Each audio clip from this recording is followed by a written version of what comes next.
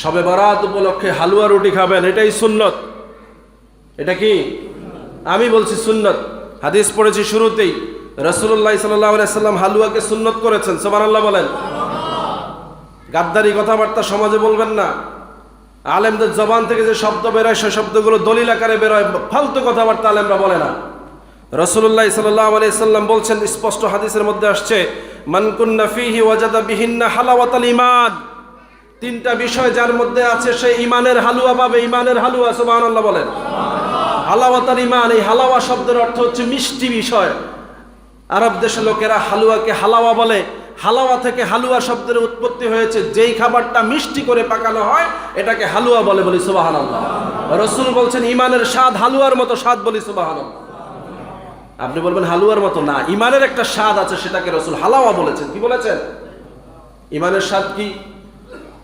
সাহাবারা জিজ্ঞেস করলেন, রাসূল ঈমানের স্বাদটা কেমন? পৃথিবীর সব মানুষ জানে হালুয়ার স্বাদ মিষ্টি। কি বলেন, ঠিক কিনা? এটা কমন, কারণ এই খাবারটা সবার কাছে পরিচিত। ঈমানের স্বাদ কেমন প্রশ্ন করলেন সাহাবারা।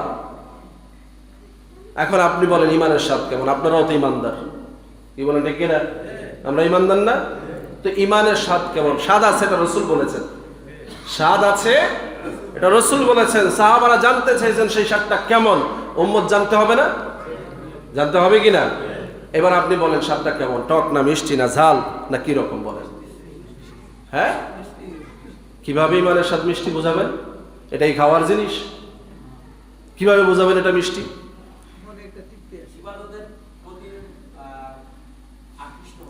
এই যে একজন বলছে ইবাদতে তৃপ্তি আসবে, সুবহানাল্লাহ। ইবাদত করে ভালো লাগবে, যেই ইবাদত করে তৃপ্তি আসবে এটাই বুঝবেন এটা ঈমানের দিক থেকে আসতেছে, এটা কবুল হচ্ছে, আল্লাহর দিকে আপনার রুজু হয়ে যাচ্ছে, আপনার আল্লাহকে ভালো লাগতেছে, নবীকে ভালো লাগতেছে, আমলের মধ্যে থাকতে ভালো লাগতেছে, এটা হচ্ছে হালাওয়া। মিষ্টি জিনিস যেমন বাচ্চারা কখনো ছেড়ে দেয় না, খাইতে ভালো লাগে এজন্য বারবার খায়, বারবার খায়, ঠিক ঈমানের স্বাদ যার মধ্যে সে ঈমানের পথে চলতে কখনো ভুল করে না, ঈমানের দিকে আগায়, বলি সুবহানাল্লাহ। এটা তার ভালো লাগা, পরিতৃপ্তি, আত্মতৃপ্তি। আপনি সব কিছুকে মিষ্টি বলে এনকার করবেন, হালুয়া রুটি খাওয়াটাকে আপনি অপদস্থ করছেন, অথচ দেখেন এই হালুয়া রুটির প্রভাব কি ছিল সমাজে। আজকে শবে বরাত উপলক্ষে বাড়িতে বাড়িতে মহিলারা ব্যস্ত ছিল, দিনভর রুটি বানিয়েছে, হালুয়া বানিয়েছে, সিন্নি পায়েস বানিয়েছে, সন্ধ্যার আগে আগে রোজাদারদের জন্য বিতরণ করেছে, গরিব মানুষকে দিয়েছে, প্রতিবেশীর বাসায় পাঠিয়ে দিয়েছে। গোটা এলাকায় প্রত্যেকের মধ্যে হাদিয়া আদান প্রদান করার মাধ্যমে পুরা একটা সমাজ, একটা ইবাদতের পরিবেশ হয়ে গেছে, বলি সুবহানাল্লাহ। শুধু এই হালুয়া রুটি বিতরণের মাধ্যমে, নো ইবাদত, না নামাজ, না কিচ্ছু না, শুধু বিকালবেলায় হালুয়া রুটি বিতরণ করতে গিয়ে একটা সমাজ হয়ে গেছে, সুবহানাল্লাহ বলবেন না? এরপরে মানুষের সাড়া পড়ে গেল, হায় আজকে তো ওই রাত্রি যেই রাত্রিতে আল্লাহ আমাদেরকে মাফ করে দিবেন, সুবহানাল্লাহ। দিনভর হালুয়া মিষ্টি পেয়ে মনের মধ্যে প্রভাব চলে আসছে, মসজিদে চলে আসছে, হালুয়া রুটি পাশে রেখে এবার ইবাদতে নেমে গেছে, সুবহানাল্লাহ। এখন আর মসজিদে বসে হালুয়া রুটি খায় না, আগে নামাজ পড়তেছে, রোজা রাখতেছে, কোরআন পড়তেছে, তেলাওয়াত করতেছে, রাসূলের সামনে দুরূদ পড়তেছে, মন ভরে আল্লাহকে ডাকতেছে, মন ভিজে গেছে, তৃপ্তি সহকারে আল্লাহর দরবার থেকে গুনাহ মাপ নিয়ে এবার খুশি হয়ে সবাই মিলে হালুয়া রুটি খাচ্ছে, সুবহানাল্লাহ। অসুবিধাটা কোথায়? পৃথিবীর কোন মজলিস আছে যেখানে খাবার দাবারের আয়োজন নাই? কোন মজলিস শেষ করে কেউ কিছু খায় না? এরকম মজলিসগুলো কোথায়? বলেন, একটা প্রমাণ দেন যে হয় এমন মজলিস হুজুর হয় যেখানে খাওয়া না যায়। বলেন। যত আয়োজন মানুষ করে আনন্দ করে, সব আয়োজনের শেষেই সবাই চেষ্টা করে একটু কিছু খাই। কি বলেন, ঠিক কিনা? একটা রোজা রাখলেন আপনি, সেই রোজাও আল্লাহ রাব্বুল আলামিন খাওয়া দিয়ে শেষ করলেন, সুবহানাল্লাহ বলবেন না? তাও কি রাসূলুল্লাহ সাল্লাল্লাহু আলাইহি ওয়াসাল্লাম মিষ্টি খেজুর খেয়ে রোজা ভাঙতেন, সুবহানাল্লাহ। হালুয়া আরব দেশের কাছে, আরব দেশীয় মানুষের কাছে এটাই সবচেয়ে হালুয়া, মিষ্টি স্বাদওয়ালা জিনিস খেজুর, সুবহানাল্লাহ বলবেন না? বাংলাদেশের মানুষের কাছে হালুয়া চিনি দিয়ে, সুজি দিয়ে বা অন্য কিছু দিয়ে বানানো এই হালুয়া আমার কাছে পর্যাপ্ত পরিমাণ সেই নাই, মিষ্টি খেজুর নাই, আমি হালুয়া মিষ্টি স্বাদটাকে রাসূলের সুন্নাত হিসেবে নিয়েছি, এটাই আমার রিজিক। কি বলেন, ঠিক না? তুমি এটাকে ডিফারেন্স করে কি বোঝাতে চাও? নবীর যুগে হালুয়া ছিল না, নবী কি হালুয়া খেয়েছে কিনা এই কথা বলে তুমি হালাওয়াতাল ঈমানকে অস্বীকার করছো, তুমি ঈমানের স্বাদকে প্রশ্নবিদ্ধ করছো। কি বলেন, ঠিক কিনা? এজন্য ভাইয়েরা, আমরা জজবার হাল এগুলো বলতে চাচ্ছি না, আলেমরা যে কথাগুলো আমাদেরকে শিখিয়েছেন, বলেছেন, এগুলো সমাজে ধরে রাখতে পারলেই মিষ্টি লাগবে। কি বলেন, ঠিক কিনা? মজা লাগবে, আনন্দ লাগবে। আর এগুলো উঠাইয়া দিলে দেখবেন ঘরে ঘরে কথা নাই, আজকে প্রমাণ করেন আপনি যে এই শবে বরাতে যদি এই পদ্ধতিটা চালু থাকতো যে ঘরে ঘরে আজকে হালুয়া রুটি বিতরণ হবে, পাশের ঘরে আর পাশের ঘরে শত্রুতা থাকতো না। কি বলেন ঠিক কিনা? আজকের দিনেই মিটে যেত যে অন্তত যাক সারা বছর যা করেছি, আজকে তো এমন একটা দিন, আজকে তারও আমার কিছু দিতে হবে, সেও কিছু পাঠাবে। হিংসা বিদ্বেষ থাকার সুযোগ আছে? কিন্তু এটা বন্ধ করে দিয়ে ঘরে ঘরে পার্টিশন হয়ে গেছে। এই ঘরের লোক ওই ঘরের লোকের চেহারা দেখে না, ওই ঘরের মসজিদের লোক যেই ঘর মসজিদে যায় ওই মসজিদে এই ঘরের লোকও যায় না। কি বলেন ঠিক কিনা? হিংসাটাকে এত বাড়িয়ে দিয়েছে, যেটাকে হালুয়া রুটিতে সমাধান করে এক কাতারে নিয়ে এসেছিল সেটাকে অস্বীকার করে হিংসা বাড়িয়ে দেওয়া হয়েছে। আর আল্লাহর পক্ষ থেকে ঘোষণা, হিংসুকের ইবাদত এই রাত্রিতেও কবুল করা হবে। মুশরিক আও মাশাহিদ, এক শিরক করবে যারা তাদেরকে মাফ করা হবে না, হিংসা করবে যারা তাদেরকেও এই রাত্রিতে ক্ষমা করা হবে না। তাহলে হালুয়া রুটির সংস্কৃতি উঠাইয়া দিয়া এই যে ঘরে ঘরে হিংসা, ব্যক্তিতে ব্যক্তিতে হিংসা চালু করে দেয়া হলো, ইবাদতকে বরবাদ করে দেওয়া ষড়যন্ত্র ছাড়া আর কিছুই না। কি বলেন ঠিক না? হালুয়া রুটি খাওয়াইতে বলি না আমি, সবার বাড়িতেই অ্যারেঞ্জমেন্ট আছে। আরো একটা কারণও আছে, খুব সূক্ষ্ম কারণ, বুঝবেন। এক সময় যাদেরকে আপনি হালুয়া রুটি দিয়েছেন তাদের অবস্থা অনেকের হীন ছিল, দুর্বল ছিল, বা একটু গরিব ছিল। অনেকে ভেবেছে যে একটু যাদের একটু অবস্থা খারাপ, আজকের দিনে অ্যারেঞ্জমেন্ট করতে পারবে না, তাদেরকে একটু দিয়ে খাই। এটা ছিল একটা মহব্বত। কি বলেন ঠিক না? আমার ঘরে অ্যারেঞ্জমেন্ট আছে, আমি পাশের ঘরের একটু দুর্বল যারা তাদেরকে দিয়ে খাই, এটা ছিল একটা মহব্বত। এখানে হিংসাও ছিল না, বড়ত্বও ছিল না। কিন্তু আজকে ওই ঘরগুলো বড় হয়ে গেছে, তাদেরও এখন হালুয়া রুটি বানানোর সামর্থ্য হয়েছে, কিন্তু সে হিংসার কারণে এখন নিজে হালুয়া রুটি বানায় না, পাশের ওই বড় যার কাছ থেকে আগে নিয়েছে এখন সে দিতে চায় না। আছে না নাই? ভাবে আবার বলে বসেনি যে তো করে তো এক সময় হালুয়া দিছি আমরা, এখন তোরা আম করে দেস মাশাআল্লাহ। বললে তোমার অসুবিধা কোথায়? এটা তো নবীর সুন্নতের আদলে সমাজ।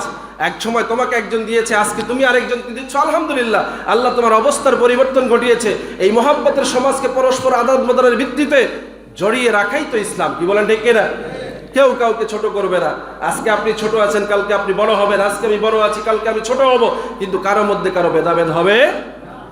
যখন যে দায়িত্ব থাকবে সে দায়িত্ব পালন করবে, এটাই তো ইসলাম। কিন্তু আজকে ডিভাইডেশন করা হচ্ছে, ও এক সময় আমি ওনাদের হালুয়া খাইছি, এখন আবার ওনাদেরকে দিলে ওনারা কি মনে করে না, কেন কেন মনে করবে? এটা তো রাসূলের সুন্নাত থেকে আসছে, এটা মহব্বতের কারণে আসছে, ইবাদতের প্রয়োজনে আসছে। কি বলেন ঠিক না? এই জন্য ভাইয়েরা এই বিষয়গুলোকে অগ্রাধিকার দিবেন। এখন অনেকে হালুয়া খায় না, বিরিয়ানি খায়। কি খায়? কি খায়? বিরিয়ানি খায়। এই বিরিয়ানির বিরুদ্ধেও ষড়যন্ত্র শুরু হয়েছে। কি বলেন ঠিক না? শুধু হালুয়ারে ছাড়ে না, বিরিয়ানিও ধরছে এখন।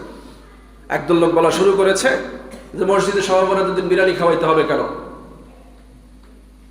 আছে না নাই? বলবেন না তো, আপনাকে তো বড় মানুষের বিরুদ্ধে বলতে ভয় লাগে। হ্যাঁ, পয়সাওয়ালাদের বিরুদ্ধে বলতে চান না, ক্ষমতাবানদের বিরুদ্ধে বলতে চান না। এই মসজিদে এই কথা বলা হচ্ছে যে বিরিয়ানি হলে টাকা দিব না, জিলাপি মিষ্টি হলে বিরিয়ানি দিব, টাকা দিব। দরকার কি আপনার? আপনার সম্পদ হালাল কিনা আগে দেখেন, আপনার টাকা এখানে কবুল হবে কিনা দেখেন। আল্লাহ আপনাকে একভাবে না একভাবে এখানে সরাই রাখবে, সুযোগ দিবে না। আপনার মধ্যে এমন এক জিদ চাপাই দিবে যে আপনি এখানে শরীক হতে পারবেন না। কথা বুঝতেছেন? আপনি ভাবতেছেন আপনি দিচ্ছেন না, না, আল্লাহ আপনার থেকে নিচ্ছে না। একভাবে না আপনাকে, আপনার মনের মধ্যে আল্লাহ এমন একটা বিষক্রিয়া সৃষ্টি করে দিয়েছে যে এই বরকতি কাজে আল্লাহ আপনার থেকে নিবে না। আর যারা এখানে দিতে পেরেছে তারা কামিয়াব হয়ে যাবে। আজকে রাত্রে হয়তো আল্লাহ তাদেরকে এর বিনিময়ে মাফ করে দিবে। আল্লাহ রাস্তা খুলে রেখেছেন, কারোর জন্য রাস্তা বন্ধ করে দিয়েছেন। সুতরাং এই বিষয়গুলোর তাকাব্বুরি, অহংকার বা পরস্পর দলাদলি করাটা এটা ইসলামের শান। বরং স্বাভাবিকভাবে যেখানে যা আয়োজন আছে আলহামদুলিল্লাহ, যে যতটুকু করতে পেরেছে পেরবে, না হলে নাই। কিন্তু এটা করলে ওটা হবে, ওটা করলে এটা, এ ধরনের বিরোধ বিশৃঙ্খলাগুলো ইসলামের জন্য ক্ষতিকর, ইবাদতের জন্য ক্ষতিকর। আল্লাহ পাক আমাদেরকে বোঝার তৌফিক দান করুন, সকলে বলে আমিন। সম্মানিত হাজিরিন, আজকে রাত্রিতে এই মসজিদে সহ সারা পৃথিবীতে, বিশেষ করে বাংলাদেশে লাইলাতুন নিসফি মিন শাবান উদযাপিত হবে। বাদ মাগরিব থেকে লোকেরা প্রস্তুতি নিয়ে মসজিদে আসবে, সারা রাত্র ইবাদতের মধ্যে থাকবে। মসজিদে, ঘরে, বাড়িতে, যেখানেই থাকুক, রাস্তাঘাটে যে যেখানে থাকবে, ইবাদত থাকবে। কিছু থাকবে? ইবাদতের নিয়তে ইবাদত করবে, আল্লাহর কাছে ক্ষমা কামনা করবে। আল্লাহ রাব্বুল আলামিন বেশুমার মানুষকে আল্লাহ মাফ করে দেবেন বলে সুবহানাল্লাহ। আল্লাহ যেন আমাদেরকে ওই নিয়ামত ক্ষমা পাওয়ার তৌফিক দান করেন, সকলে বলে আমিন। শুধু নিয়ামত ক্ষমা না, রিজিক দিবেন, হায়াত দিবেন, দৌলত দিবেন, যার যত মুসিবত আছে আল্লাহ ওয়াদা করেছেন প্রত্যেকটা বিষয় আল্লাহ আজকে দান করবেন বলে সুবহানাল্লাহ। আমরা যেন চেয়ে চেয়ে নিতে পারি, আল্লাহ তৌফিক দান করুন। ওয়া মা আলাইনা ইল্লাল বালাগ। যারা সুন্নাত আদায় করি নাই 4 রাকাত সুন্নাত পড়ে নেবেন ইনশাআল্লাহ।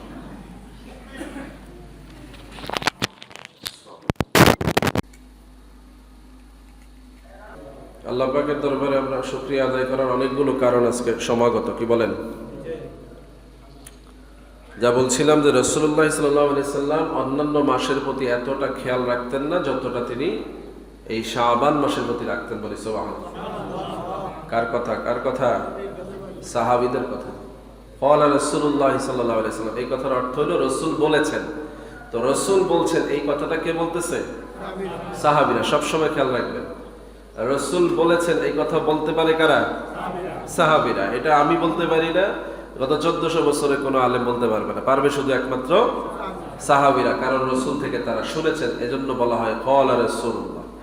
ক্বালা রাসূলুল্লাহ বললেই বুঝবেন এটা সাহাবীদের কথা। কার কথা? সাহাবীদের কথা। আমরা আলেমরা সাহাবীদের কথাটাকে উপস্থাপন করছি।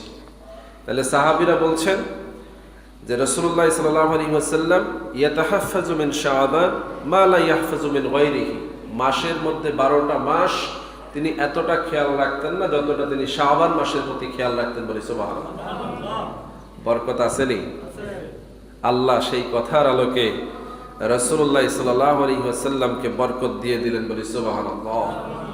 আগেও বলেছি রজবে আল্লাহ একরকম বরকত দিয়েছেন, সেটা আল্লাহ বলেছেন বারাকনা হাওলাহু, এমন বরকত দিয়েছি যে আমি আমার হাবিবকে আমার আরশে আজিমে নিয়ে এসেছি। বলি সুবহানাল্লাহ।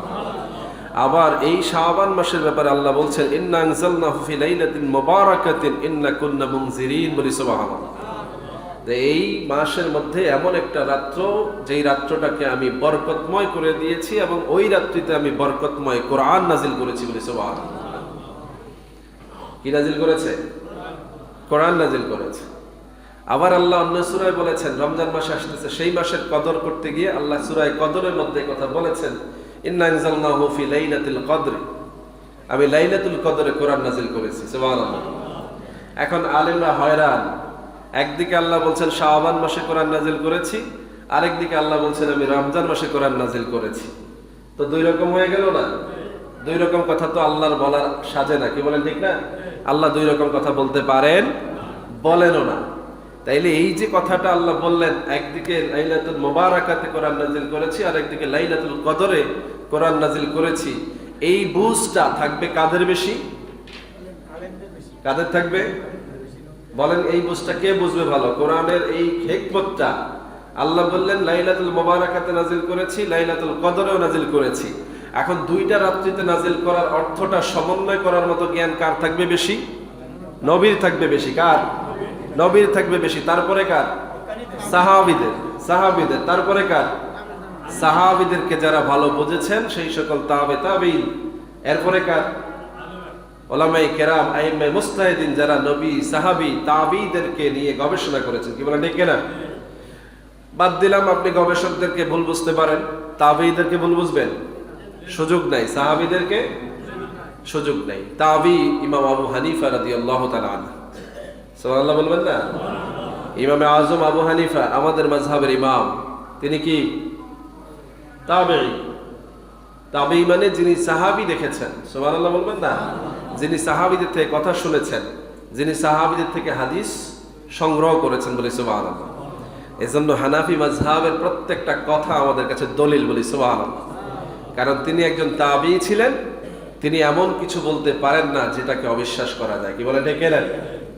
একইভাবে হানাফি মাযহাবের যে সকল আলেমরা ছিলেন, মুহাদ্দিসরা ছিলেন, যারা হাদিস গবেষণা করেছেন, সাহাবাদের কথাগুলোকে যাচাই বাছাই করে সহিহ হিসাবে আখ্যায়িত করেছেন, এই সকল আলেমদের মধ্যে যাদেরকে আমরা অস্বীকার করতে পারি না, এরকম আলেম আছে না নাই? যাদেরকে সকল ঘরানার আলেমরাই বিশ্বাস করতে বাধ্য, এরকম আলেম আছে না নাই? আমার সাথে কারো কারো হিংসা থাকতে পারে, কিন্তু এমন কেউ আছে যার সাথে কারোই কোনো হিংসা নাই। আলেমদের মধ্যে, মুহাদ্দিসদের মধ্যে, মুফাসসিরদের মধ্যে এরকম সর্বজন রাজ্য মুহাদ্দিস মুফাসসির আছে না নাই? আছে, ছিল। তাদের কাছ থেকে যখন আমরা কোনো রায় পেয়ে যাব তখন আর সন্দেহ সংশয় করার কোনো সুযোগ থাকে। লাইলাতুল মুবারাকার ব্যাপারে মুফাসসিরিনে আযম, বড় বড় মুফাসসির যারা ছিলেন, বিশেষ করে তাফসীর ইবনে কাসির যিনি লিখেছেন, আল্লামা ইবনে কাসির রাহমাতুল্লাহ আলাইহি, সব ঘরানার লোকেরাই ইবনে কাসির রাহমাতুল্লাহ আলাইহিকে মানে কি না? আপনারা হয়তো এই বিষয়গুলো কম জানেন, আলেম ওলামারা ভালো জানেন। ফেরকাগুলো সৃষ্টি হলে বিভিন্ন মুফাসসিরদের রেফারেন্স নিয়েই তারা ফেরকা করে। যে অমুক হুজুর এটা বলেছে আমরা এটা মানি, অমুক হুজুর ওটা বলেছে আমরা ওটা মানি, এই তো কথা। তাহলে সব হুজুর মিলে আবার যেই হুজুরদেরকে মানে এরকম কিছু হুজুরও আছে, আছে না নাই? ওনারা যখন কোনো রায় দেন তখন আর ঝগড়া করার সুযোগ থাকে না। ইবনে কাসির রহমতুল্লাহ আলাইকে ওহাবি, খারেজি, রাফিজি, জাবরিয়া, কাদরিয়া, মুরজিয়া, হানাফি, হাম্বলি, শাফি, মালিকি যত ঘরানার লোক বলেন সবাই এক বাক্যে স্বীকার করে যে ইবনে কাসির রহমতুল্লাহ আলাই যে তাফসির ইবনে কাসির লিখেছেন এটা গ্রহণযোগ্য। সুবহানাল্লাহ। তিনি তার তাফসির ইবনে কাসিরের মধ্যে এই লাইলাতুল মুবারাকার ব্যাখ্যা দিতে গিয়ে বলেছেন, লাইলাতুল মুবারাকা ইয়ানি লাইলাতুন নিসফি মিন শাবান। সুবহানাল্লাহ। লাইলাতুল মুবারাকা মানে হচ্ছে লাইলাতুন নিসফি মিন শাবান, মধ্য শাবানের রাত্রি, যাকে বলা হচ্ছে শবে বরাত বলে। সুবহানাল্লাহ।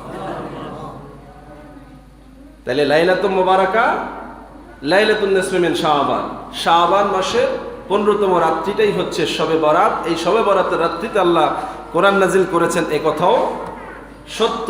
আবার রমজান মাসে 27তম রাত্রি অথবা 21 থেকে 29তম রাত্রির মধ্যে লাইলাতুল কদরের রাত্রিতে আল্লাহ কোরআন নাজিল করেছেন, সেটাও সত্য। তাহলে এখন প্রশ্ন হলো, তাহলে দুইটা রাত্রিতে কিভাবে কোরআন নাজিল হলো? নাকি এই ব্যাপারে মুফাসসিরিন আযম রায় দিয়েছেন যে আল্লাহ রাব্বুল আলামিন বলেছেন, ফিহা ইউফরাকু কুল্লু আমরিন হাকিম আমরাম মিন ইনদিনা, এই রাত্রিতে আমার পক্ষ থেকে সমস্ত নির্দেশনা, সমস্ত আদেশ জারি করা হয়েছে বলে। সুবহানাল্লাহ। তার মানে লৌহে মাহফুজ থেকে কোরআনুল কারীমকে আল্লাহ রাব্বুল আলামিন দুনিয়ার সর্বনিম্ন স্তর প্রথম আসমানে জিব্রাইলের কাছে হস্তান্তর করে দিয়েছেন লাইলাতুন নিসফি মিন শাবানের রাত্রিতে বলে। সুবহানাল্লাহ। আর লাইলাতুল কদরের রাত্রিতে জিব্রাইল আলাইহিস সালাতু ওয়াস সালাম সেখান থেকে পর্যায়ক্রমে নবীজি সাল্লাল্লাহু আলাইহি সাল্লামের আগমনের পরে আল্লাহ রাব্বুল আলামিন যেদিন থেকে সিদ্ধান্ত দিয়েছেন কোরআনের আয়াত নাজিল করবার, সেই দিন থেকে শুরু করে 23 বছর ধরে ধারাবাহিক যে কোরআন নাজিল হয়েছে তা লাইলাতুল কদরের রাত্রিতে শুরু হয়েছে বলে। সুবহানাল্লাহ। কোন দ্বন্দ্ব থাকে? আল্লাহর কোরআন আল্লাহ নাজিল করেছেন, সেই নাজিল আসমানে জিব্রাইলের কাছে, সেখান থেকে দুনিয়াতে রসুলের কাছে, দুইটাই আমাদের জন্য বরকতময় রাত্রি। কি বলেন, ঠিক না? আল্লাহ বরকতময় করে দিলেন কিভাবে? যে দুনিয়ার এই প্রথম আসমানে কোরআন থাকার কারণে আমি আমার বান্দাদের কাছে এই রাত্রিতে আগমন করি, এসে আমি আমার বান্দাদেরকে এখান থেকে সিদ্ধান্ত শোনাই। আদম নবী থেকে শুরু করে শেষ নবী পর্যন্ত সমস্ত বান্দা যারা ছিল পৃথিবীতে আসছে, সকলেই কার বান্দা? না শুধু এই যুগের মানুষ? আদম নবী থেকে শুরু করে কিয়ামত পর্যন্ত যত মানুষ পৃথিবীতে আসবে সব কার বান্দা? আল্লাহ সেই শুরু থেকে বলছেন, আমি আমার সিদ্ধান্তগুলো এই আসমান থেকে জমিনের মধ্যে প্রেরণ করি ওই রাত্রিতে যারা আমি আল্লাহর কাছে চাই বলি। সুবহানাল্লাহ। কোন রাত্রিতে? লাইলাতুন নিসফি মিন শাবান, শাবান মাসের মধ্যম রাত্রি, যাকে বলা হচ্ছে শবে বরাতের রাত্রি। এই রাত্রিতে যারা আমার কাছে চায়, হাদিস আসছে সহিহ হাদিস থেকে, মুফাসসিরিন আযম মুহাদ্দিসিন যে হাদিসগুলোর ব্যাপারে সহিহ সনদ বলেছেন, এমনকি বিতর্কিতভাবে যারা সমর্থন করে সেই শাইখ নাসিরউদ্দিন আলবানী তিনিও স্বীকার করেছেন হাদিস সহিহ। সেই হাদিস হচ্ছে এই হযরতে আয়েশা রাদিয়াল্লাহু তাআলা আনহা থেকে হাদিস বর্ণিত হয়েছে যে রাসূলুল্লাহ সাল্লাল্লাহু আলাইহি ওয়াসাল্লাম লাইলাতুন নিসফি মিন শাবানের রাত্রিতে জান্নাতুল বাকিতে গিয়ে আকাশের দিকে হাত তুলে আল্লাহর দরবারে দোয়া করতেন বলে। সুবহানাল্লাহ। ওই রাত্রিতে আমি রাসূলুল্লাহ সাল্লাল্লাহু আলাইহি ওয়াসাল্লামকে দীর্ঘ নামাজ পড়তে দেখেছি, লম্বা সিজদা দিতে দেখেছি, এবং আমি যখন রাসূলকে খুঁজতে খুঁজতে জান্নাতুল বাকিতে গেলাম, রাসূলুল্লাহ সাল্লাল্লাহু আলাইহি ওয়াসাল্লাম আমাকে বললেন, আয়েশা তোমার কি ভয় হচ্ছে যে আমি তোমার হক নষ্ট করব? না, বরং আজকে কোন রাত্রি তুমি জানো? হযরতে আয়েশা বললেন, না, আল্লাহ এবং আল্লাহর রাসূলই ভালো জানেন।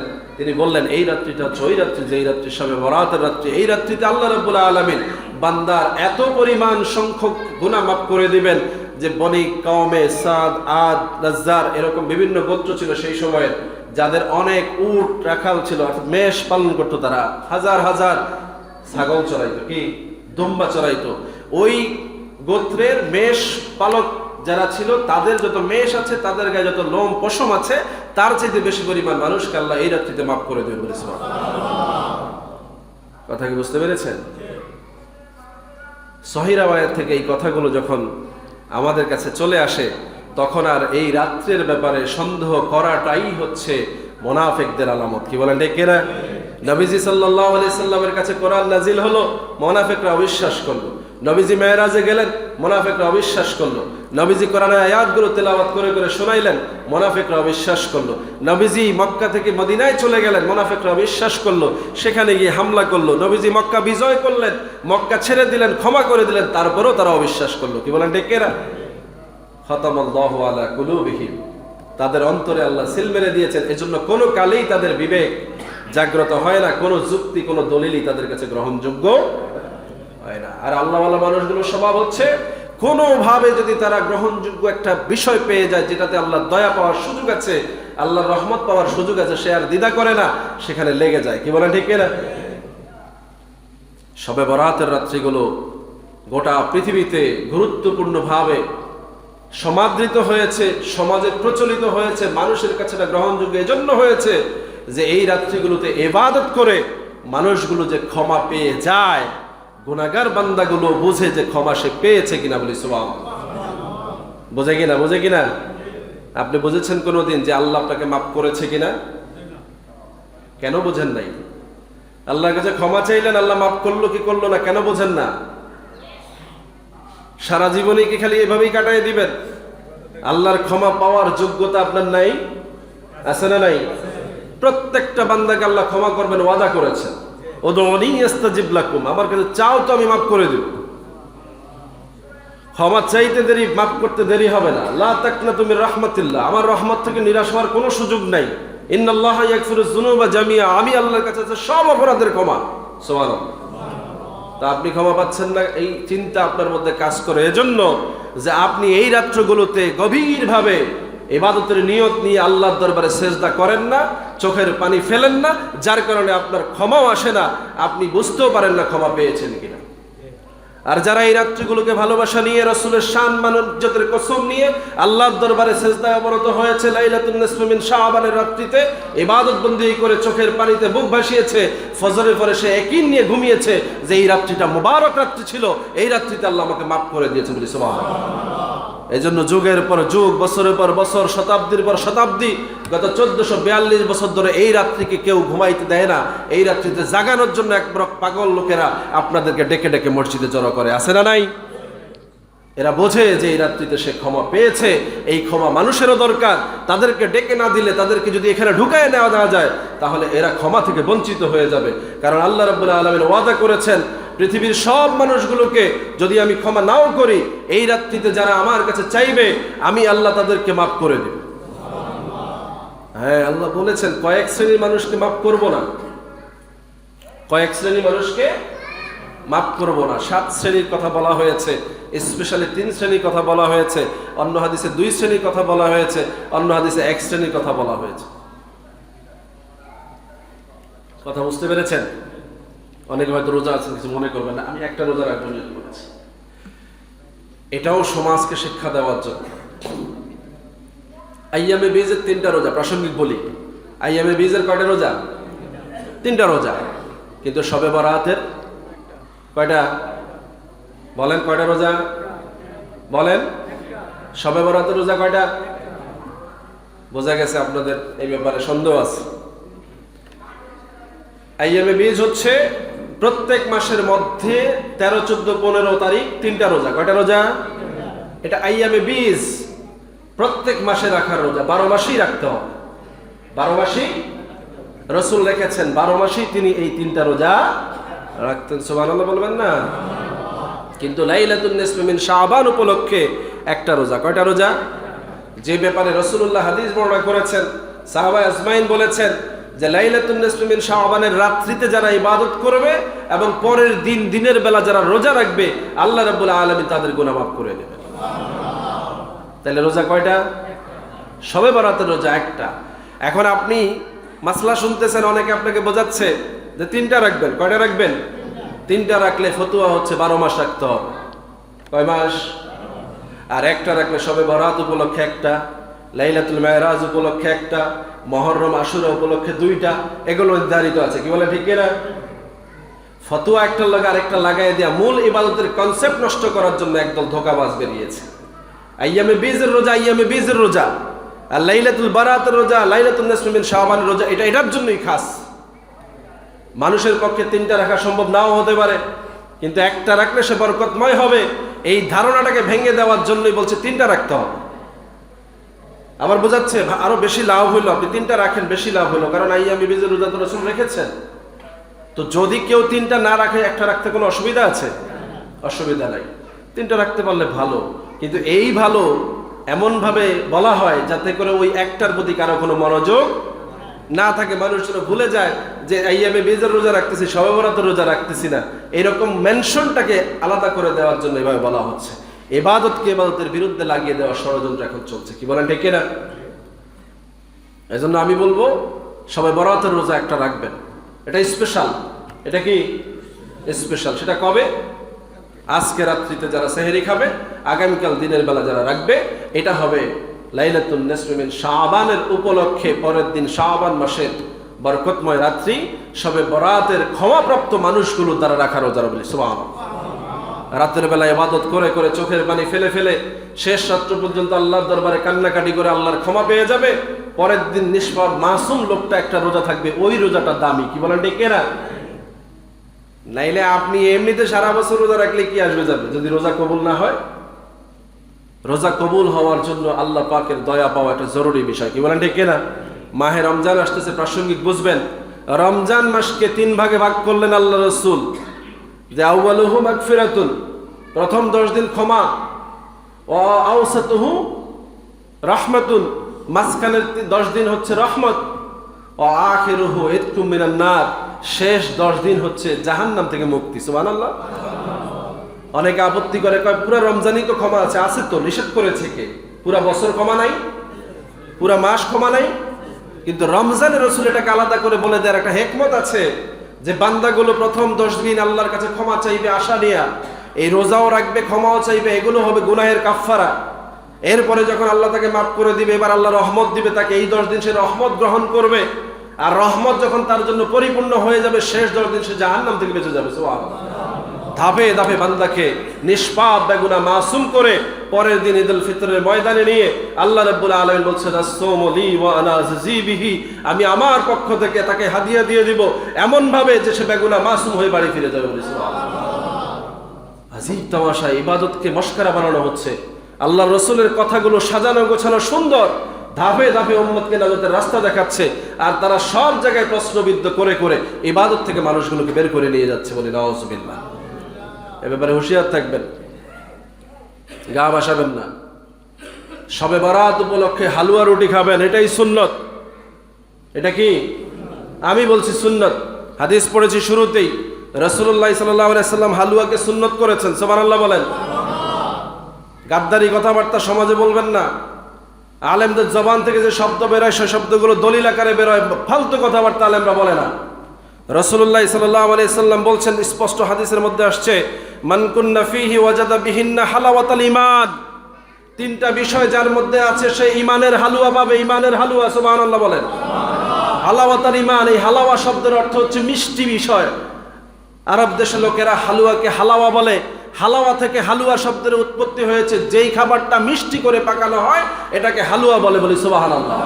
রাসূল বলছেন ঈমানের স্বাদ হালুয়ার মতো স্বাদ। বলি সুবহানাল্লাহ। আপনি বলবেন হালুয়ার মতো না, ঈমানের একটা স্বাদ আছে, সেটাকে রাসূল হালাওয়া বলেছেন। কি বলেছেন? ঈমানের স্বাদ কি? সাহাবারা জিজ্ঞেস করলেন, রাসূল ঈমানের স্বাদটা কেমন? পৃথিবীর সব মানুষ জানে হালুয়ার স্বাদ মিষ্টি, কি বলেন ঠিক না? এটা কমন, কারণ এই খাবারটা সবার কাছে পরিচিত। ঈমানের স্বাদ কেমন প্রশ্ন করলেন সাহাবারা। এখন আপনি বলেন ঈমানের স্বাদ কেমন? আপনারাও তো ঈমানদার, কি বলেন ঠিক না? আমরা ঈমানদার না? তো ঈমানের স্বাদ কেমন? স্বাদ আছে, এটা রাসূল বলেছেন। স্বাদ আছে, এটা রাসূল বলেছেন। সাহাবারা জানতে চাইছেন সেই স্বাদটা কেমন। উম্মত জানতে হবে না? জানতে হবে কিনা? এবার আপনি বলেন স্বাদটা কেমন? টক না মিষ্টি না ঝাল না কি রকম? বলেন। হ্যাঁ, কিভাবে ঈমানের স্বাদ মিষ্টি বোঝাবেন? এটাই খাওয়ার জিনিস, কিভাবে বোঝাবেন এটা মিষ্টি?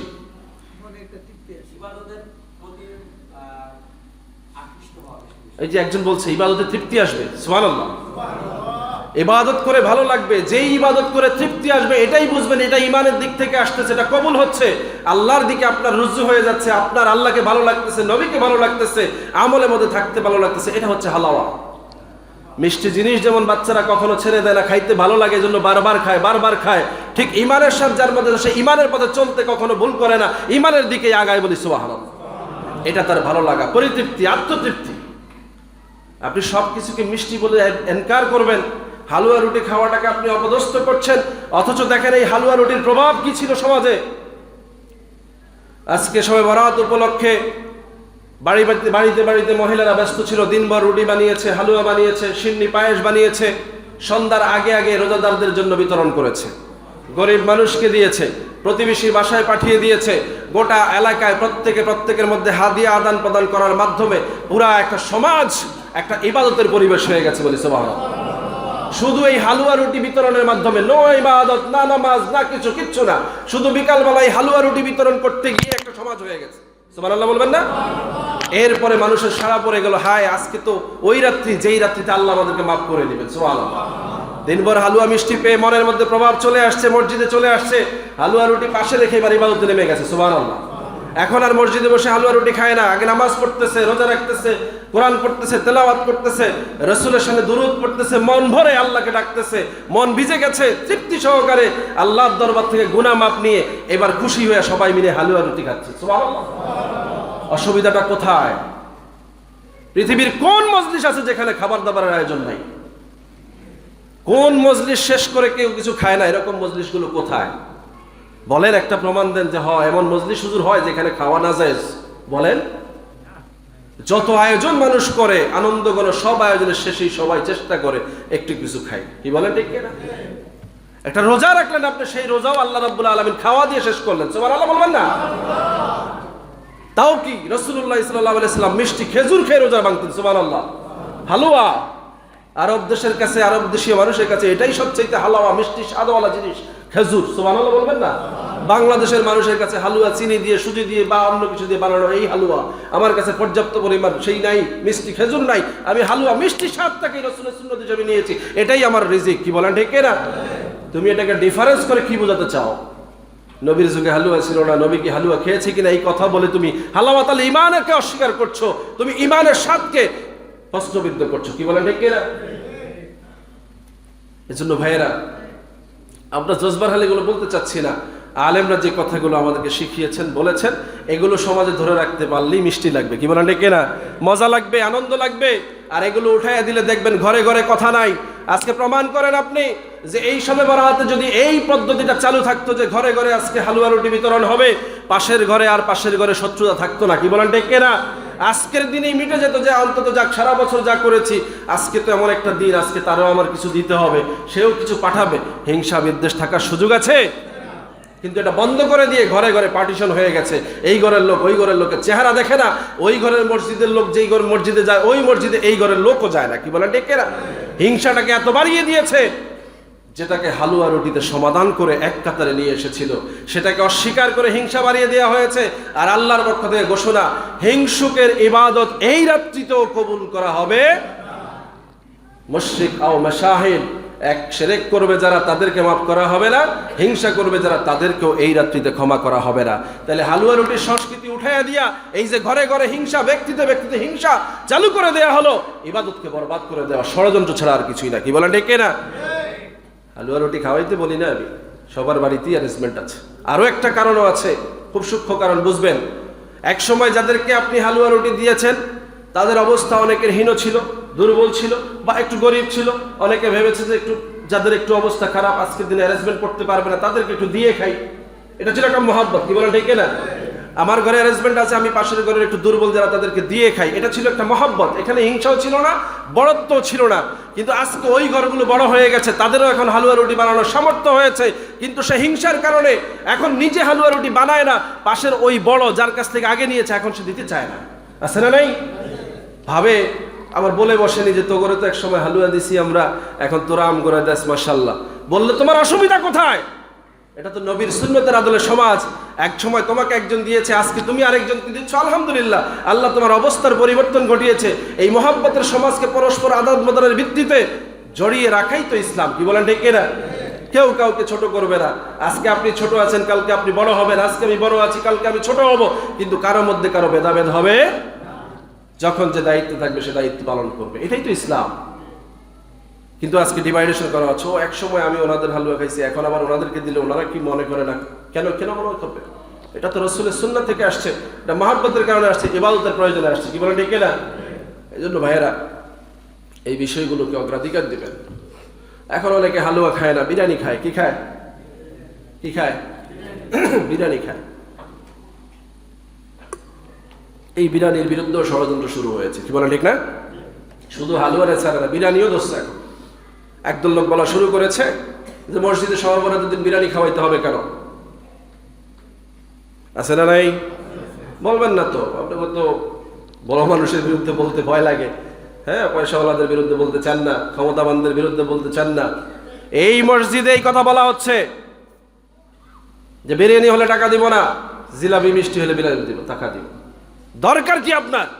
আপনার সম্পদ হালাল কিনা আগে দেখেন, আপনার টাকা এখানে কবুল হবে কিনা দেখেন। আল্লাহ আপনাকে একভাবে না একভাবে এখানে সরাই রাখবে, সুযোগ দিবে না। আপনার মধ্যে এমন এক জিদ চাপাই দিবে যে আপনি এখানে শরীক হতে পারবেন না। কথা বুঝতেছেন? আপনি ভাবতেছেন আপনি দিচ্ছেন না, না, আল্লাহ আপনার থেকে নিচ্ছে না। একভাবে না আপনাকে, আপনার মনের মধ্যে আল্লাহ এমন একটা বিষক্রিয়া সৃষ্টি করে দিয়েছে যে এই বরকতি কাজে আল্লাহ আপনার থেকে নিবে না। আর যারা এখানে দিতে পেরেছে তারা কামিয়াব হয়ে যাবে। আজকে রাত্রে হয়তো আল্লাহ তাদেরকে এর বিনিময়ে মাফ করে দিবে। আল্লাহ রাস্তা খুলে রেখেছেন, কারোর জন্য রাস্তা বন্ধ করে দিয়েছেন। সুতরাং এই বিষয়গুলো নিয়ে তাকাব্বুরি, অহংকার বা পরস্পর দলাদলি করাটা এটা ইসলামের শান। বরং স্বাভাবিকভাবে যেখানে যা আয়োজন আছে আলহামদুলিল্লাহ, যে যতটুকু করতে পেরেছে পেরবে, না হলে নাই। কিন্তু এটা করলে ওটা হবে, ওটা করলে এটা হবে, এ ধরনের বিরোধ বিশৃঙ্খলাগুলো ইসলামের জন্য ক্ষতিকর, ইবাদতের জন্য ক্ষতিকর। আল্লাহ পাক আমাদেরকে বোঝার তৌফিক দান করুন, সকলে বলে আমিন। সম্মানিত হাজিরিন, আজকে রাত্রিতে এই মসজিদে সহ সারা পৃথিবীতে, বিশেষ করে বাংলাদেশে লাইলাতুন নিসফি মিন শাবান উদযাপিত হবে। বাদ মাগরিব থেকে লোকেরা প্রস্তুতি নিয়ে মসজিদে আসবে, সারা রাত্র ইবাদতের মধ্যে থাকবে। মসজিদে, ঘরে, বাড়িতে, যেখানেই থাকুক, রাস্তাঘাটে যে যেখানে থাকবে, ইবাদত থাকবে। কিছু থাকবে? ইবাদতের নিয়তে ইবাদত করবে, আল্লাহর কাছে ক্ষমা কামনা করবে। আল্লাহ রাব্বুল আলামিন বেশুমার মানুষকে আল্লাহ মাফ করে দেবেন, বলে সুবহানাল্লাহ।